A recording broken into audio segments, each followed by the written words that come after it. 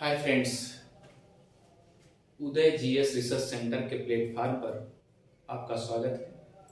जैसा कि इसके पहले यूरोपियन के आगमन में आपने पुर्तगाल को भी देखा, लेकिन पुर्तगाल को खदेड़ने के लिए डच आई, पुर्तगाल को निकालने के लिए डच आई।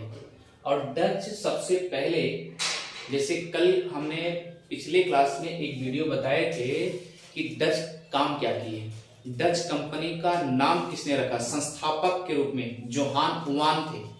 कल की वीडियो में मैंने बताया था कि डच कंपनी के जो संस्थापक थे, डच कंपनी के संस्थापक कौन थे?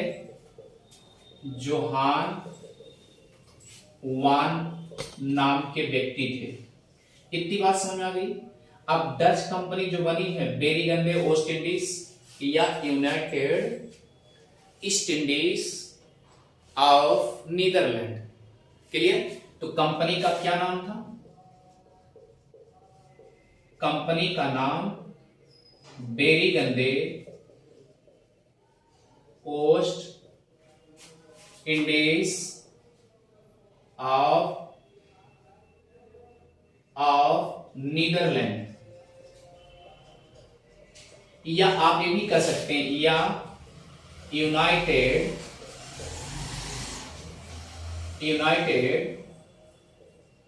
ईस्ट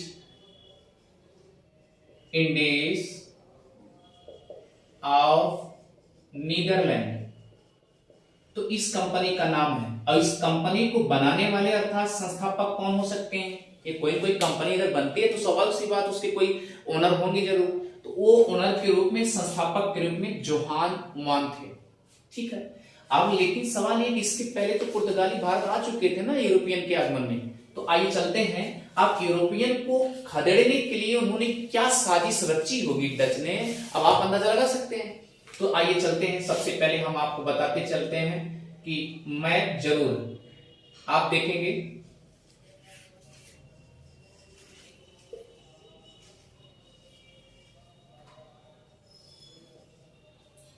ये मैप के अकॉर्डिंग आप समझेंगे।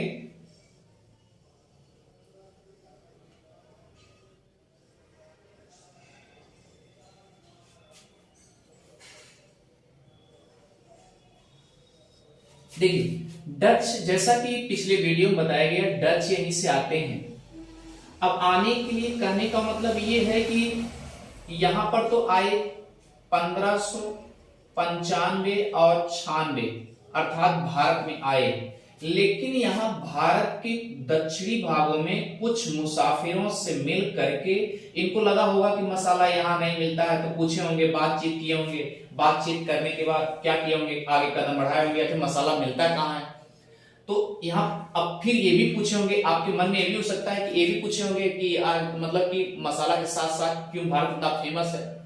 तो वह उनको लगा कि नहीं नहीं नहीं, आगे बढ़ते हैं। तो पूछे कि आखिर मसाला द्वीप क्या है, कहाँ है? क्योंकि इसके पहले हम बताए थे ना, स्पाइस द्वीप के नाम से, मसालों के द्वीप के नाम से इंडोनेशिया या मसालों का पुंज इंडोनेशिया कहा जाता था। तो यहां भारत में कौन व्यक्ति आया था पहले? तो बताया थे ना, कार्नेलिस देहस्त मान या हाउट मैन आया था। इतनी बात तो समझ में आ गई। लेकिन ये अब यहां आने का मतलब, जो डच आए इसका मतलब यहां पर निवास नहीं करेंगे, क्योंकि पुर्तगाली इसके पहले आ चुके थे। और पुर्तगाल से सामना करने के लिए उनके पास, ये भी बताया था मैंने कि उनके पास ना तो जहाजी बेड़ा था, ना तो नौसेना थी। इसलिए सबसे पहले अटैक नहीं करेंगे। दो कंडीशन बनती है ना, क्योंकि हो सकता है कि मसालों का द्वीप समझ करके आगे की तरफ बढ़े हों, और हो सकता है कि पुर्तगाली सेना उस समय ताकतवर रही हो और इसलिए उनका सामना ना कर पाए हों। अब इसलिए क्या किए होंगे, सीधा इंडोनेशिया पे आ गए। और जब इंडोनेशिया पे आ गए, अब तो मसालों को पुंज में आ गए ना, तो स्वाभाविक सी बात भैया, इंडोनेशिया पर जब आते हैं तो याद रखिएगा, उस समय टाइम जो था 1602 हुआ था, क्लियर? और 1602 में यानी हमने आपसे बताया कि वांटम नाम का शहर था, क्वांटम नामक शहर था, उसको उन्होंने क्या किया, कब्जा कर लिया। क्लियर, इतनी बात समझ में आ गई। अब यहां से फिर उसके बाद एक इंडोनेशिया के समीप में अर्थात इंडोनेशियाई में एक छोटा सा प्लेस शहर टाइप है, उसे बोलते हैं अम्बायान। क्या है, अम्बायान है। उसको 1605 में उन्होंने कब्जा कर लिया। अब सोचिए, इधर तो कब्जा कर ही रहे थे, लेकिन कहते नहीं यहां काम कर रहे हैं लेकिन निगाहें कहीं और है। काम तो यहां कर रहे हैं तो निगाहें कहीं और है इधर। फिर उसके बाद सोचे कि इधर चले आ जाएं, तो इधर आ गए तो इनको मिला क्या, मुसलीपट्टनम मिल गया, जो कि मुसलीपट्टनम। आप अंदाजा लगाइए कि यहां पर 1605 में यहां अम्बायान में कब्जा किए, उसके बाद मुसलीपट्टनम में भी 1605 में कब्जा कर लिए। अब अंदाजा लगाइए आप कि अगर 1605 में यहां कब्जा कर लिए तो इसका मतलब पहली कोठी होगी डच की। इसका मतलब भारत में पहली कोठी होगी।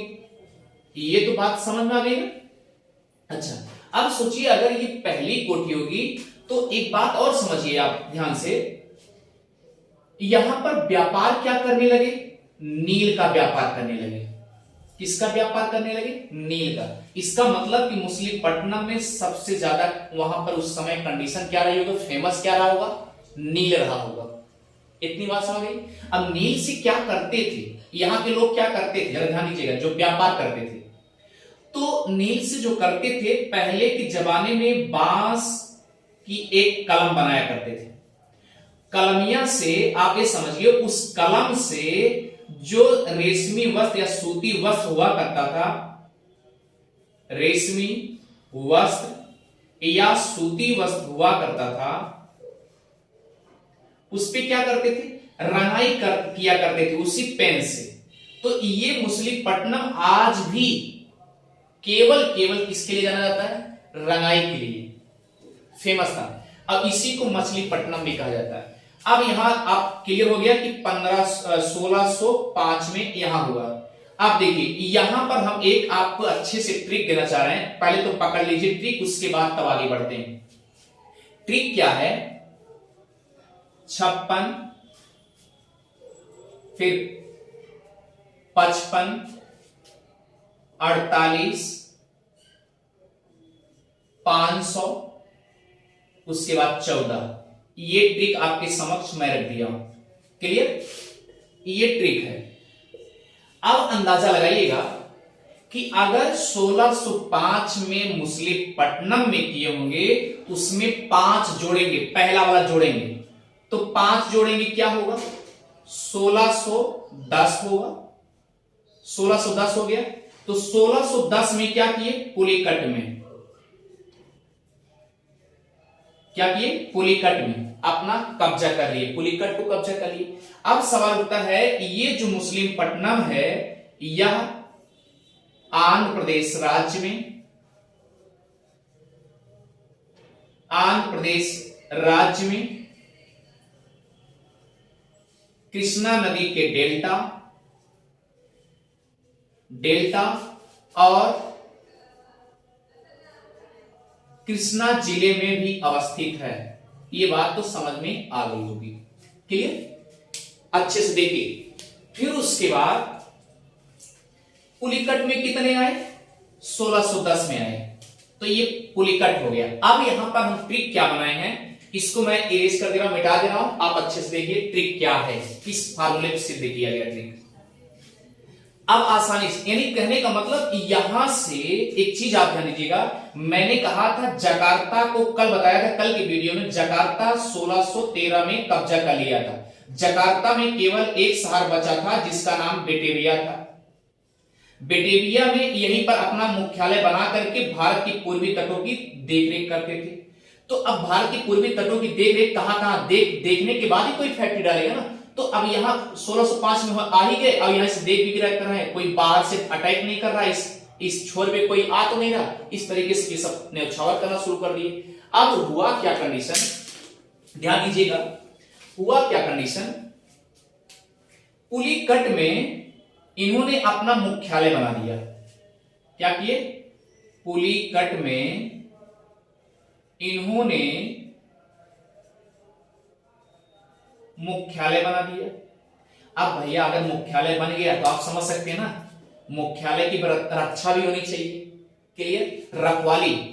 तो यहां पर एक प्रकार से आप समझिए कि रखवाली के लिए पास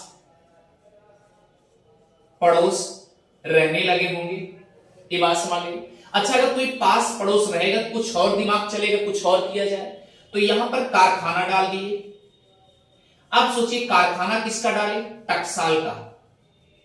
किसका डाले? टकसाल का।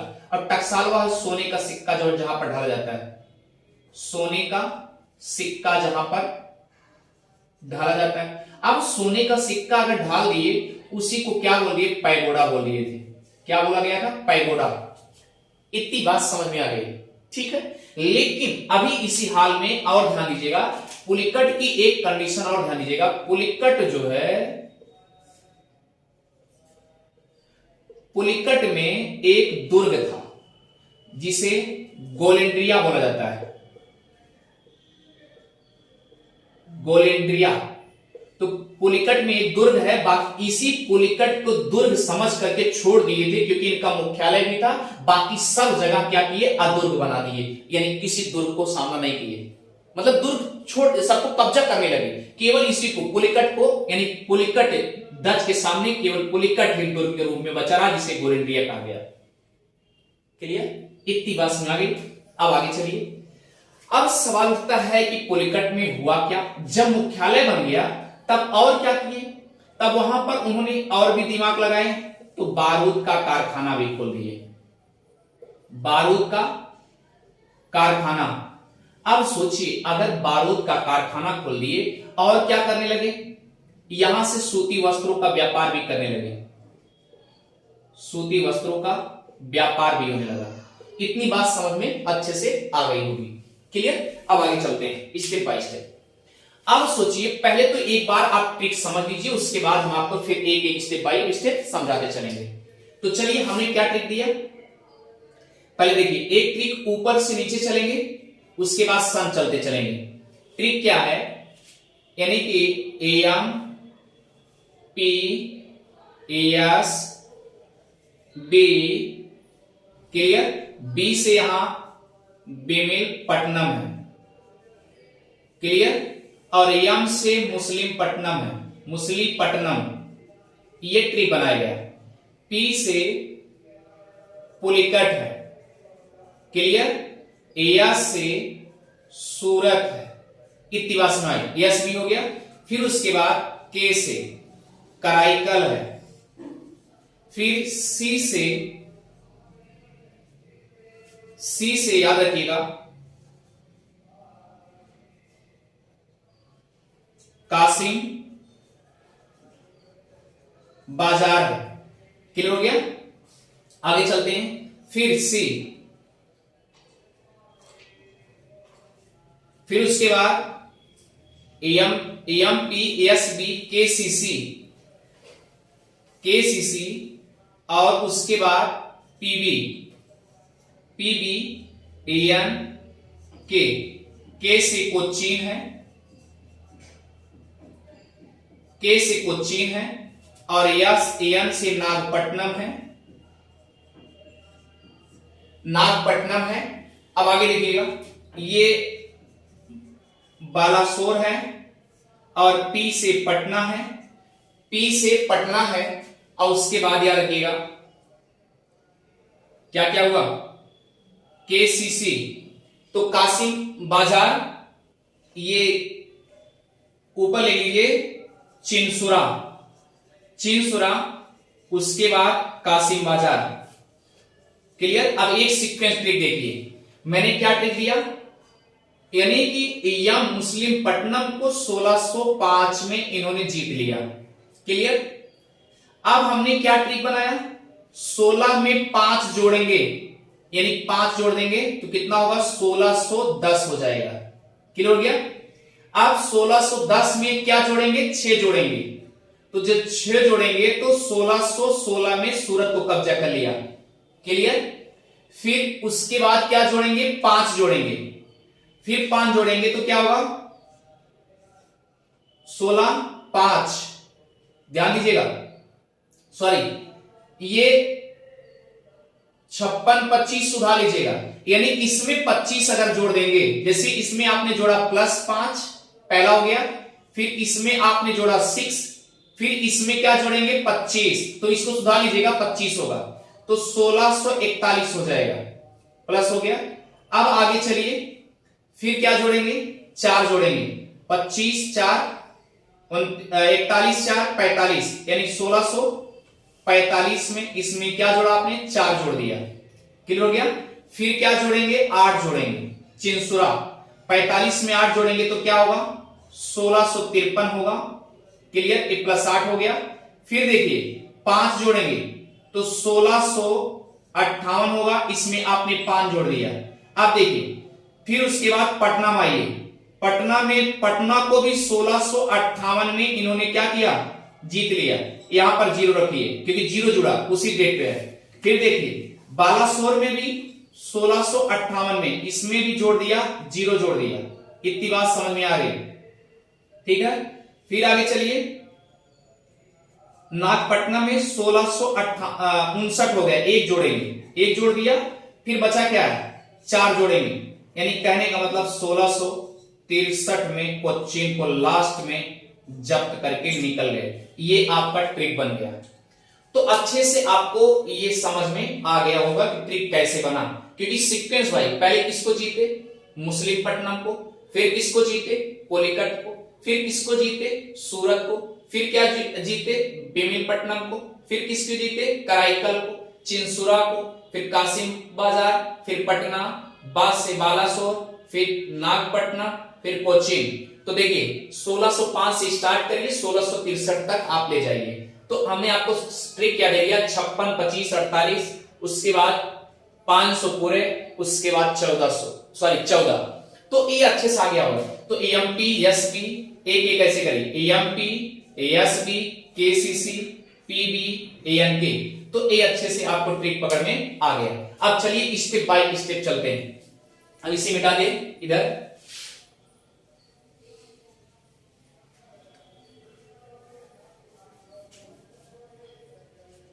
आइए चलते हैं इंडिया की तरफ, मैप बनाते हैं।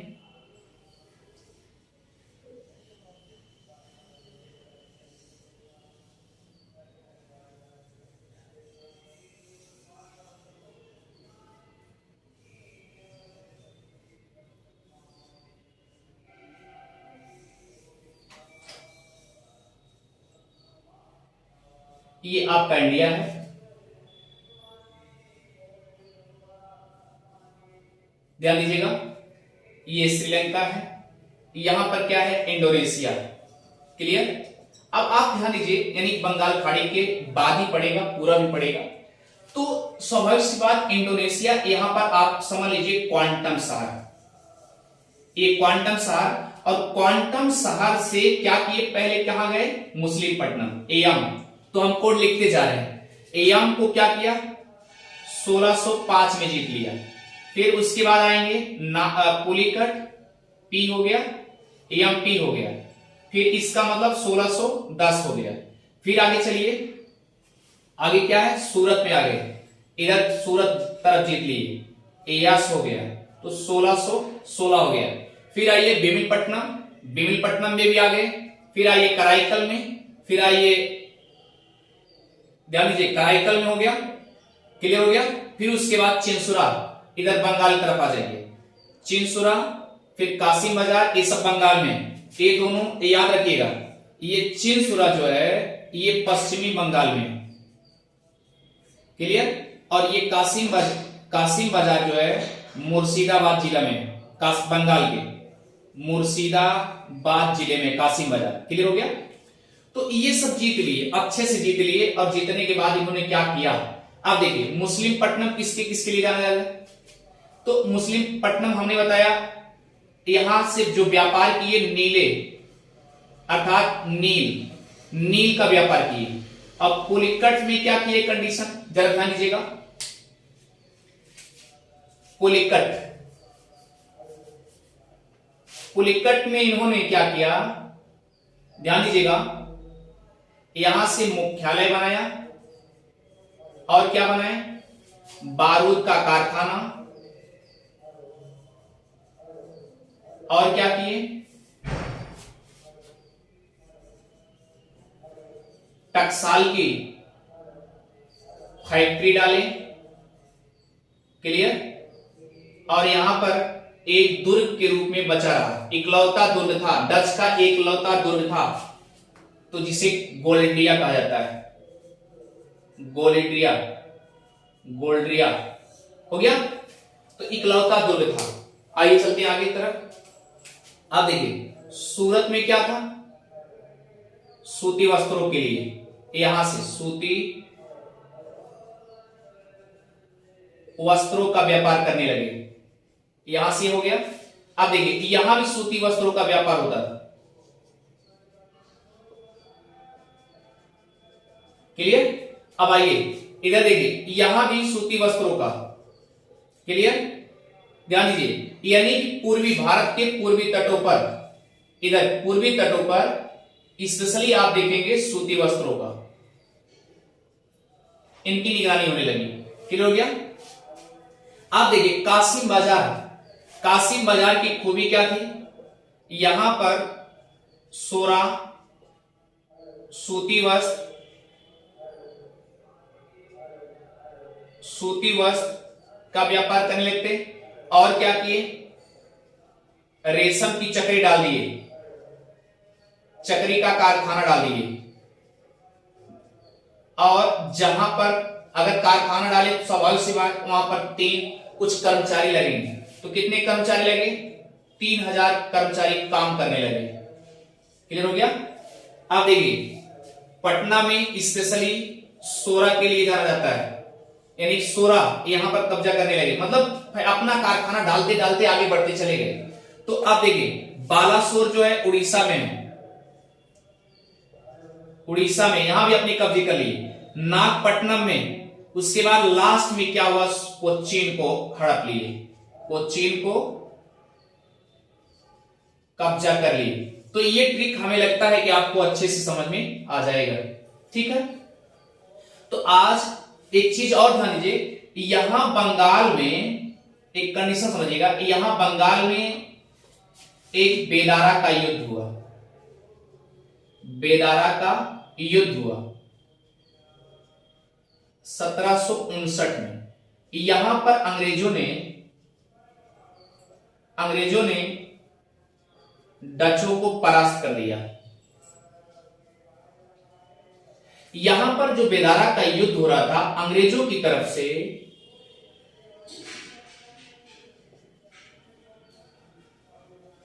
कलाई था, क्लियर।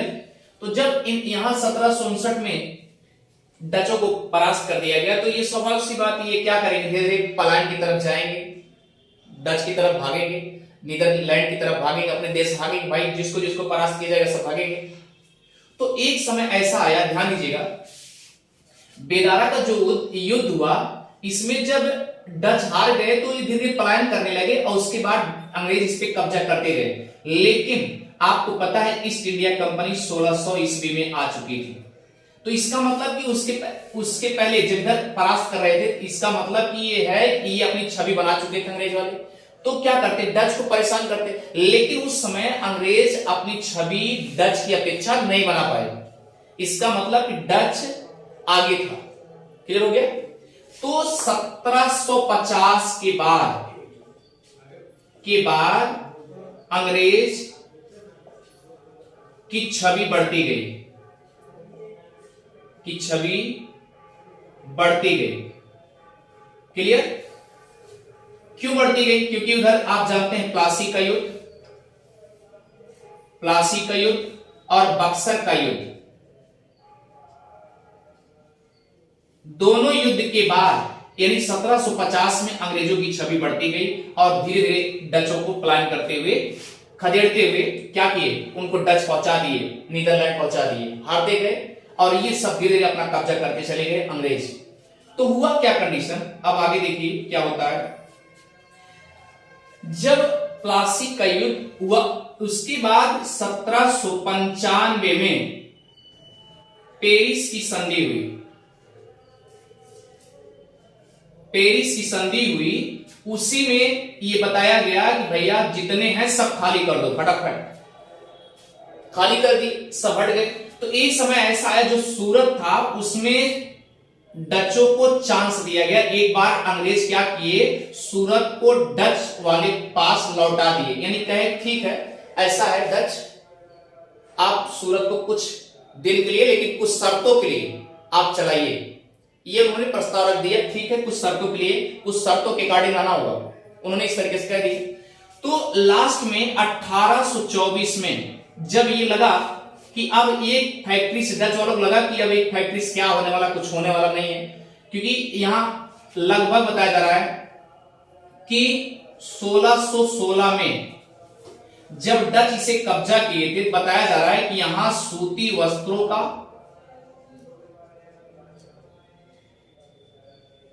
बहुत अच्छे से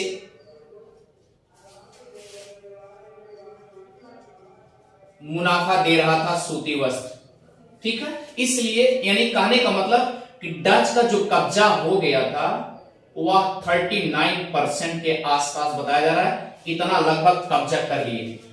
तो लास्ट में जो सूरत मिला था दान के रूप में मिला था, लेकिन कुछ शर्त के रूप में मिला था। लास्ट में 1824 में क्या किए, डच अंग्रेज को सूरत लौटा दिए, क्योंकि उनको लगा कि बस सब तो अब परास्त हो चुके हैं, सब अंग्रेजों को कब्जे में आ चुका है, तो हम एक सूरत को लेकर के करेंगे क्या। इसलिए उन्होंने क्या किया, सूरत को ही लौटा दिया। ठीक है, अब किसका वर्चस्व हो गया, किसका वर्चस्व हो जाएगा, अंग्रेज का। ठीक है, मुझे लगता है कि आज ये ट्रिक आपको अच्छे समझ में आ रहा होगा, और ये ट्रिक आप नोट कर लीजिएगा भारत में कहां कहां कैसे कैसे कब्जा किए। तो ये ट्रिक बना दिया गया 56, 25, 48, 500, उसके बाद 14। ठीक है, सब्सक्राइब करना और शेयर करना आप कभी ना भूलें, कमेंट भी करते रहिए। Thank you. Uday GS research centre को आप आगे बढ़ाते रहिए, फॉरवर्ड भी करते रहिए। थैंक यू, मिलते हैं नेक्स्ट क्लास में।